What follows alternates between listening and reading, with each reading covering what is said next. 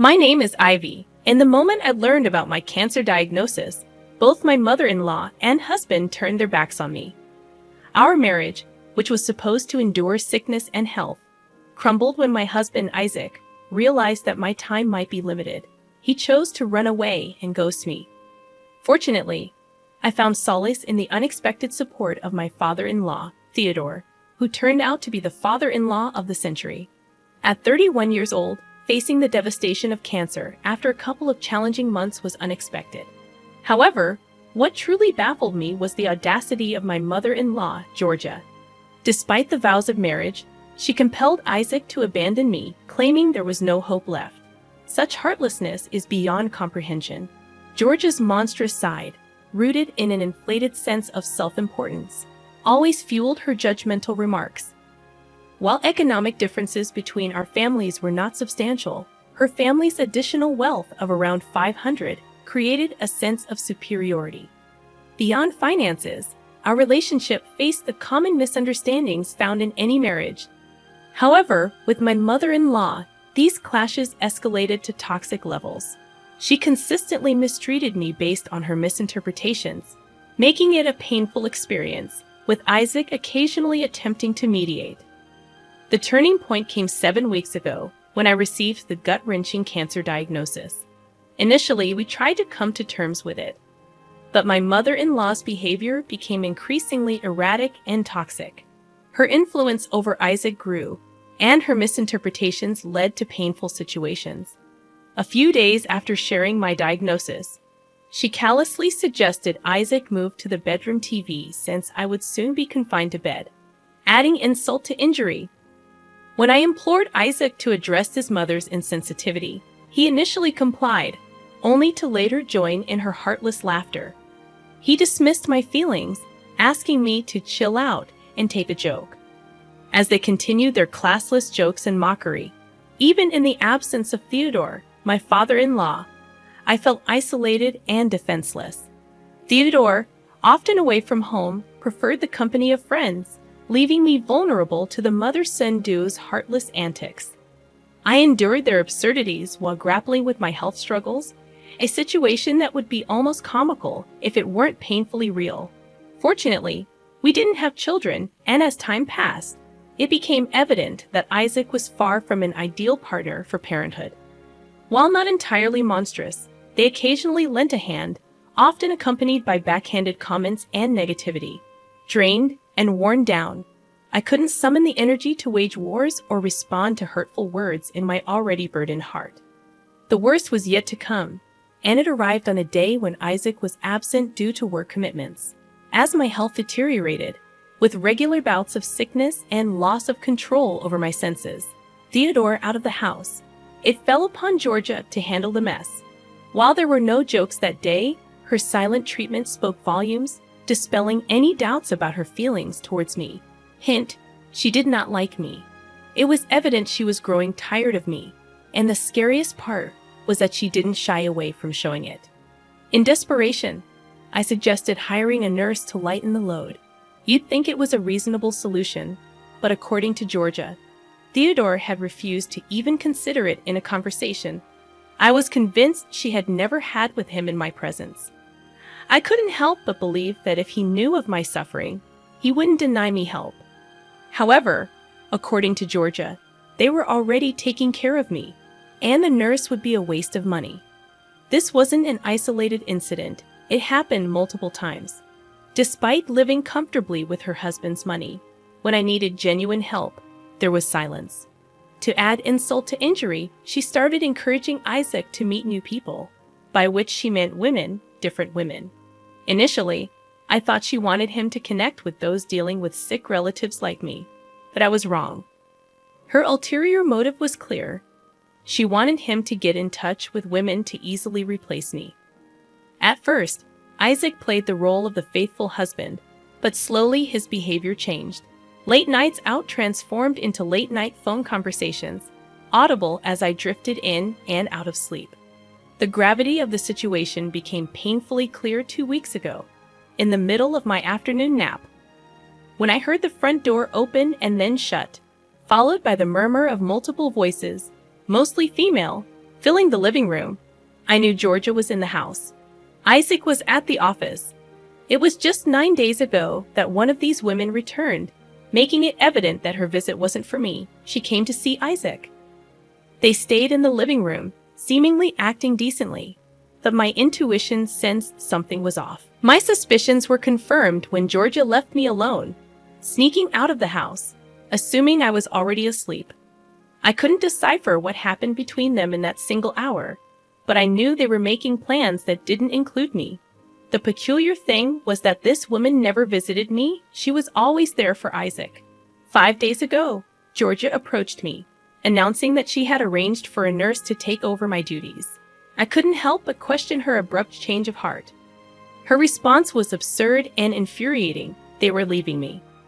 When I pressed for an explanation, she casually answered that they needed space to accept that I would soon die. I was left dumbfounded. It made no sense. That wasn't a reasonable reaction to my situation. According to her logic, she had found a new woman for Isaac, someone perfectly healthy, as if my illness was repulsive. According to her, Isaac needed space to move on. How heartless could one person be? It was beyond comprehension, beyond any semblance of human decency. Their grand idea was to leave me on my own while they enjoyed their newfound freedom, not burdened by the responsibilities of caring for a sick person. Georgia had found a replacement for me, a potential wife for Isaac, who would conveniently step into my shoes the moment I passed away. The audacity of it all was staggering.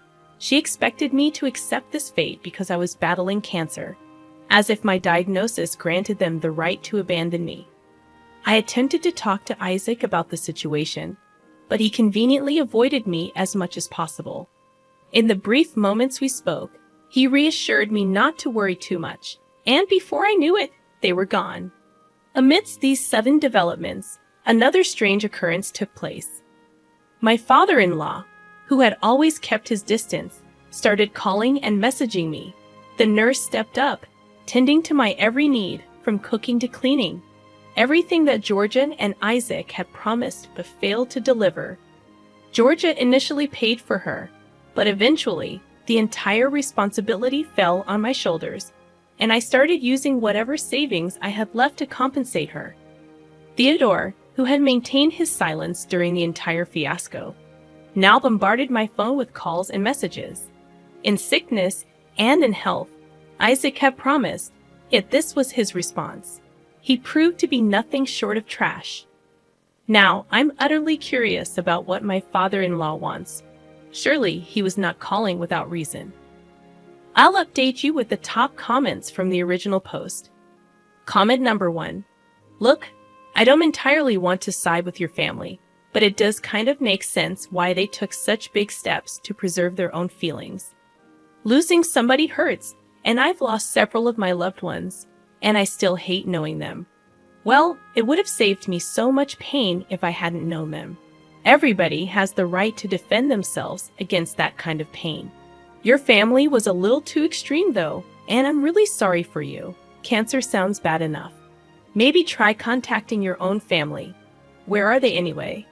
Comment number 2. It's a shame doing this isn't criminal, but the way your husband has behaved is disgusting. Forget your mother-in-law. Your husband is the biggest trash here. I wonder what your father-in-law wants, but maybe you should talk to him once as well. Maybe he wants to say something important. Update number 1. My father-in-law and I had a conversation, and now we find ourselves living in the same neighborhood. He spent a fortune to rent the nearest home to where I currently live, away from his wife and son. Yeah, it might sound surprising, but after years of silence, he finally found the courage to speak up. 7 days ago, he reached out to me again, and I decided it was time to confront the truth. I realized that clarifying things with him once and for all would help the situation. I decided that if my family wanted to cut ties with me, I would not back down either. Dying alone would be much better than crying over crappy people like Georgia and Isaac. In the past 2 weeks, my health has continued to go down. I find myself bleeding profusely, and even the thought of food disgusted me. When he called, I mustered the strength to answer. ready to hear whatever he wanted to talk about. The moment I picked up the phone, he immediately apologized for staying silent for so long and did not shy away from accepting whatever his wife and son did to me as wrong.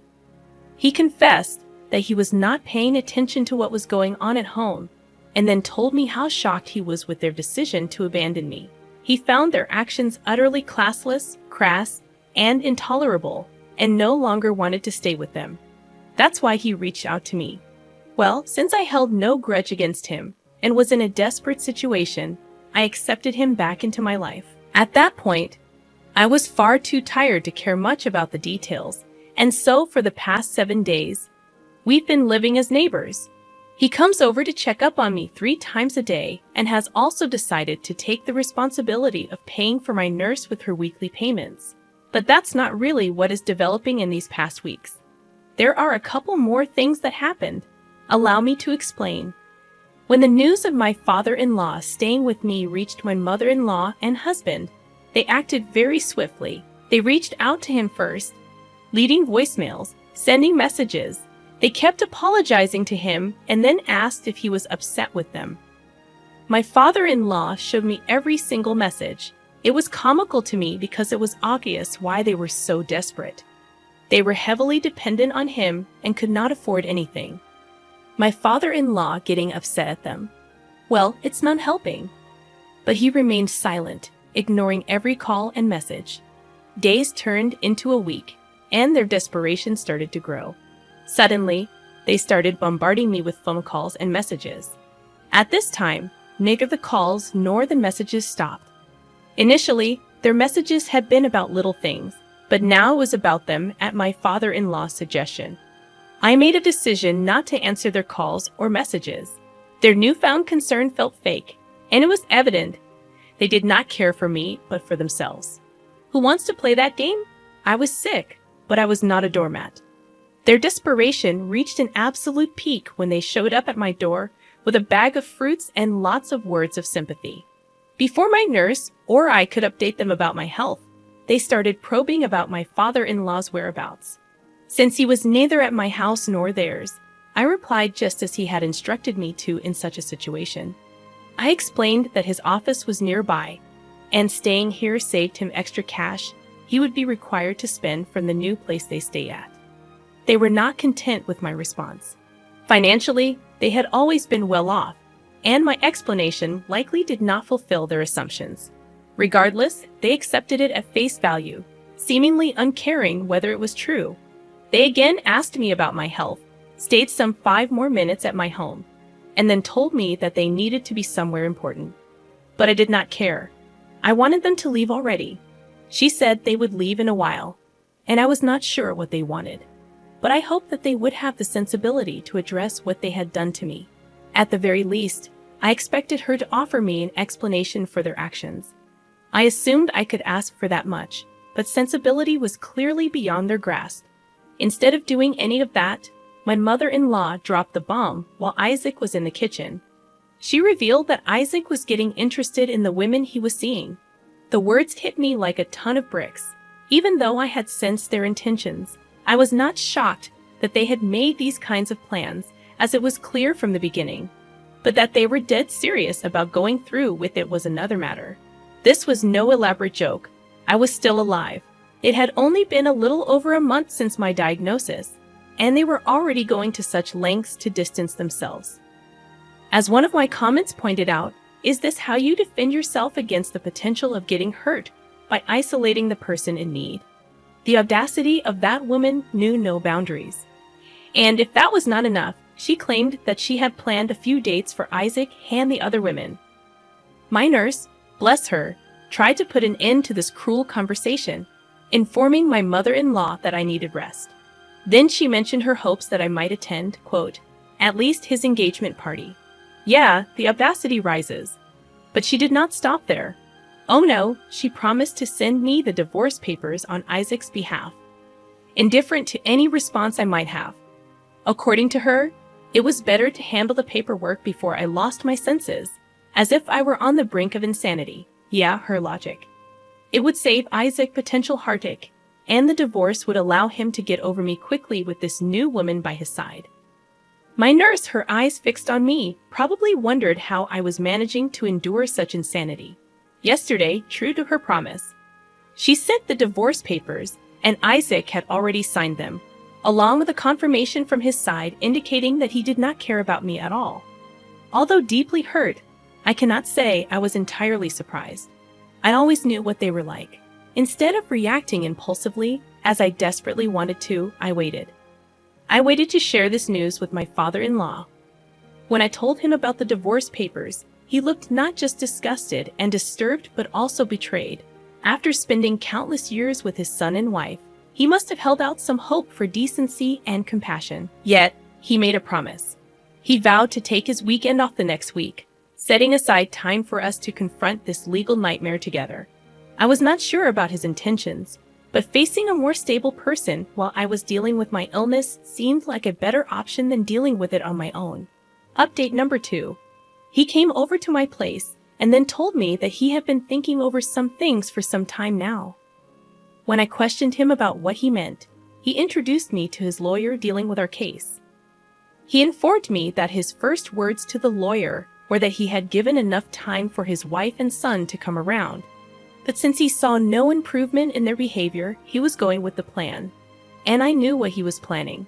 On that particular weekend, he came to my home with his lawyer. I was excited about whatever he had in store.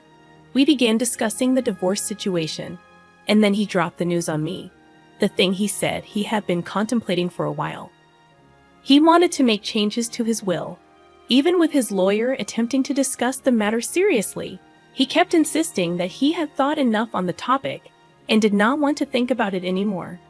It took an entire day of intense discussions, but by the day's end, I found myself the sole heir to every possession that he owned. He had cut them out entirely, leaving them with nothing more than a small plot in a barren countryside, a worthless piece of land that had nothing around for miles and miles. I knew my father-in-law had just made their lives harder, and I thought that was the end of it. But then he surprised me again. He summoned another pair of lawyers, and they were discussing divorce. Yes, you read that right. It was no longer solely about me. My father-in-law was on the brink of making the most important decision of his life. He planned not only to strip his wife of everything, but also to divorce her overnight. He looked at me and asked if I was all right with divorcing Isaac. After everything Isaac put me through, I did not need to think twice about it. I responded firmly, stating that after all this betrayal, I would be a fool to stay with him. And just like that, it was settled. I was going to divorce Isaac, and my father-in-law was going to divorce his wife, Georgia, and there's no turning back. The lawyer suggested we wait at least a month before filing for divorce, so that it would not look too hurried and planned to the court. We just agreed to wait. While all this was going on in our homes, my mother-in-law kept badgering me to sign the divorce papers. Isaac's silence was less annoying than whatever she was doing. It was like she wanted to get rid of me. I hoped that in the days to come, she would have to deal with wilder consequences than Isaac. I tried to tell her off, giving my chemotherapy treatment as an excuse, hoping that she would stop. To some extent, it worked. She lowered the frequency of calling me, but her demands never ended. She even dared to send me a picture of the women she intended for Isaac, adding insults to the injury with her questioning, "Isn't she pretty for Isaac?" Care to explain to me if you would have dealt with something like that? However, all of her crafty behavior only made my father-in-law more determined. He never forgot to apologize for his wife's behavior, and in a mere 5 days, this month will end, and both my mother-in-law and Isaac will receive the consequences of their actions. My mother-in-law will get a legal notice, and Isaac will receive those signed divorce papers he wants. If all goes according to plan, this would be the end of our interactions on all levels. Update number 3. The divorce bombshell shook Georgia's world. Much to my amusement, she had been prepared for many things, but not for this.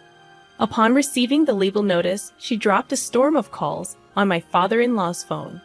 When he refused to answer, she stormed over to both our places, demanding an explanation. My father-in-law was at my place for his routine checkup, and he had no choice but to tell her the blunt truth in my presence.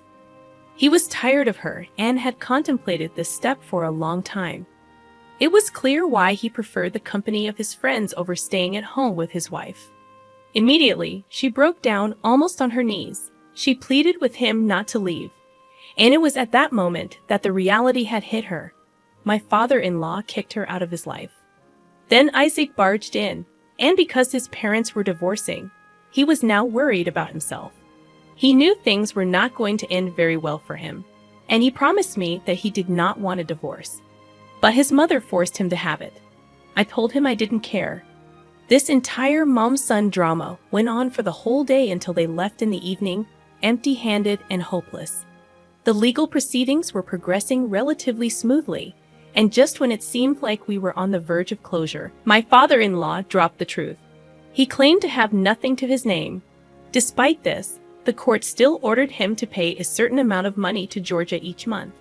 It was a financial loss for us, but my father-in-law was relieved to have finally cut her off from his life. Meanwhile, the issue with the will was yet to be out in the open, and the court admonished Isaac for abandoning me and told him to pay me alimony. We hoped that with everything settled, life would finally calm down, and I would be able to deal with my upcoming painful months in peace without any of their drama. However, our hopes were shattered when Georgia and Isaac unexpectedly showed up at my house for yet another meeting. During their unexpected visit, they came up with an idea, a negotiation of sorts, after they found out the truth about the will.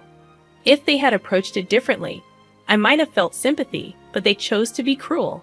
Georgia, in her typical manner, claimed that since I was not going to live long, it made no sense for me to hold so much property in my name. I just brushed off her words. I had already made a decision with my father-in-law. We knew what was going to happen as tensions escalated. Isaac, viewing my response as an insult to his mother, immediately thought of violence and raised his hand against me. My nurse immediately called the police, and by the time they arrived, the mother and son duo had fled the scene. Using my nurse and my father-in-law's witnesses, I asked for a restraining order. Given my fragile state due to my illness, it did not take long for the order to be issued. The court warned Isaac about his behavior, stating that repeating such actions would lead to an immediate charge, no questions asked. Since then, none of those two have contacted either of us, and honestly, considering my health, I don't care. The doctors gave me a time limit now, and I'm just hoping I proved them all wrong. Other than that, no new drama. I'm glad most of you were respectful enough. And yes, I might have liked a couple of dark jokes you played on me. By the way, I've got none, and that's why this entire thing was so hard for me. Top comments from the final update. Comment number 1. You're the literal definition of taking everything to the grave. LMAO. Hey, that's cool though. Your father-in-law's smart decision saved you big time because honestly, it's so rare to have that kind of thinking person around you. It's true that you may not live long, but the way your family reacted, wow, that was extreme. I'm glad I've never dealt with something like this. They're toxic as hell. At least they will die poor. Comment number 2. I'm so curious. Is the woman you're talking about?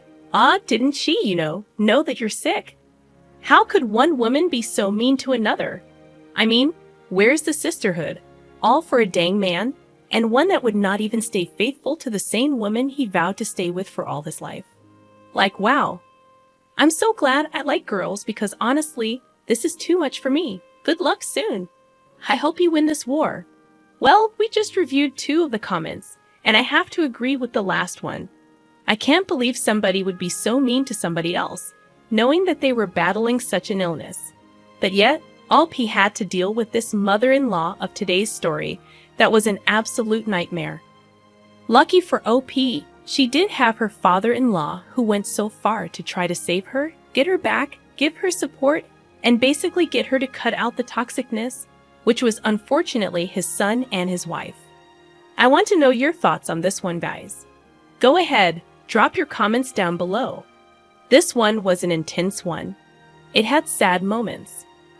It had exhilarating moments, but overall, it looks like karma came again. So drop your thoughts down below, guys. My name is Mr. Reddit. I narrate these sorts of stories every single day. If you guys want to be a part of these daily videos, all you have to do is subscribe to the channel, hit that like notification, and well, I hope you have a great day. I'll see you tomorrow. Remember, it's cool to be kind. Peace.